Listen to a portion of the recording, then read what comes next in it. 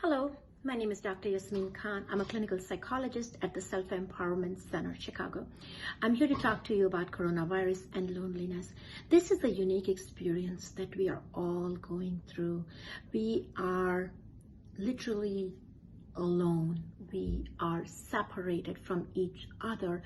But what makes this experience unique is that we are together in this separateness, because the entire country, in fact, 2/3 of the world is going through this exact experience together. So you're actually not alone in it. What is the risk here is loneliness, especially for people who are already feeling lonely. So we need to use this opportunity to really slow down, because we have been running nonstop, and perhaps use this time that has been provided to us to reflect, to think, and perhaps work on the connections and figure out other ways to connect with family, with friends, with people, with neighbors that we have not connected before.